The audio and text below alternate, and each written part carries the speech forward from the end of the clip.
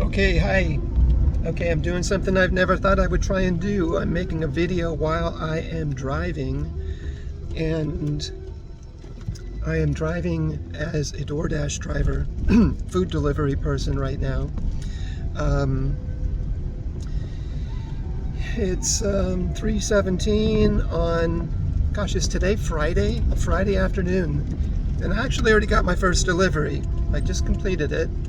Um, I did not plan on dashing today. It was a last minute decision after I woke up this morning, well, this afternoon.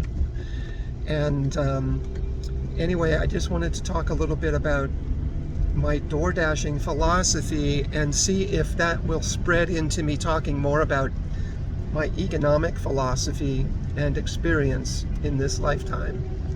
So I am not a typical door dasher.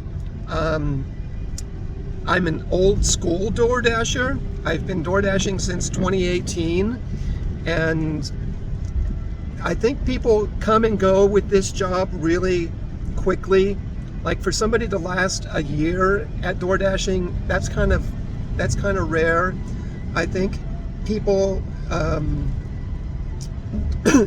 do this job out of a dire need, like, you know, they're in financial straits and they say, oh, I need some help just to get me through this rough time. And then they do it for a while and they don't like it and they drop out. I think that's very common. I think the instances of DoorDash drivers that become full-time DoorDashers and stick to this job for a long time, like years, is pretty rare. I've never been a full-time door dasher. The most I've ever worked was 20 to 30 hours in a week. And that was when I needed to make more money. And it was also when door dashing was busier. Door dashing is not very busy right now. Actually, I've got to keep my eye on my other phone because I might get an order. It's not as busy as it used to be. It has phases. It comes and goes with how busy it is, and also with how well the application, the door dashing application works. There's times when the door dashing application has not worked very well, and as I've been working with it over the past month or so, it's been working pretty good. I haven't had any outages or it doing weird things. Okay, so one of the main philosophies, and I think DoorDashers created this themselves, and it's probably from the DoorDashers that DoorDash full-time, is to do what they call cherry picking. Cherry pick the orders that are given to you. And that's partly because, well, it's mainly because DoorDash will offer you very low-paying orders that are not profitable for the DoorDasher to take. Okay, let's see, let's park here. Keep my eye on this. Okay, so I've come to a hotspot called Five Guys in Blackhawk that I do typically get some orders from, but there's also a Safeway here that gets a lot of grocery deliveries, and that's kind of what I'm hoping more so that I'll get. Okay, so I do not cherry pick. I will take every order that they give me, partly because I'm not going to sit here all day, and I want to get in, do my work, and get out. 2 hours, 3 hours at the most. My aim is to make, if I can make between $30 and $50 in a shift, I'm happy with that. For me, that's pretty good. I mean, I'm just trying to make enough to buffer my income.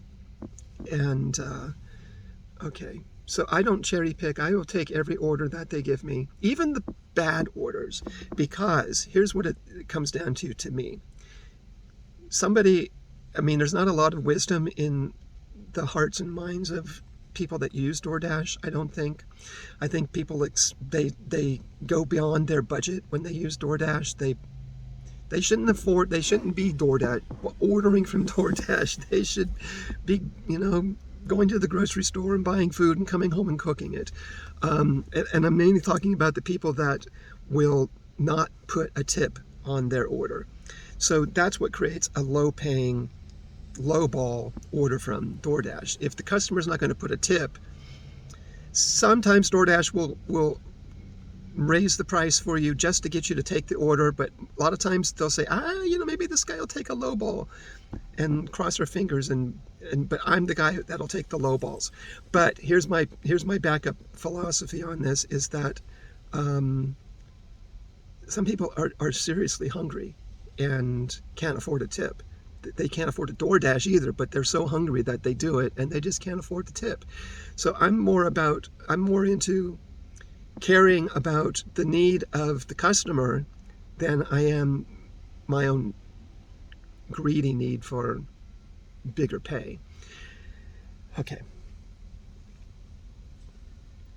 Going beyond that, when I pick up my food, when I deliver the food, when I'm driving the streets, I am sending out loving prayers of healing energy to everybody around me, to the people preparing the food, to the people that ordered the food, to the people that run DoorDash, to the people I drive past on the streets, through all the neighborhoods I go into. I am just clicked in constantly into this radiating love and healing energy mode to everybody, just to the world. That's me. So that's a little bit more what the benefit for me of doing DoorDashing is, rather than the money. It's that I get to pray and send healing to a lot of people. Okay, that wraps up my DoorDash story. Now let me expand a little bit more into my economic philosophy or understanding of my life. And I'm sitting in the sun and it's really hot, and maybe I will go look for a spot in the shade. Hold on a second. I'm going to pause for a second. Okay, that's a little bit cooler. I'm under a tree, but the shade isn't really on me, but that's okay. Okay, my philosophy about my life, my money in my life. Okay. I was not born to be a millionaire in this lifetime. Not through the efforts of my own employment, my own ingenuity, or my own putting the sweat of my brow to work to make money. I know that now. I wish I'd known it all along, or at least earlier than I know it now.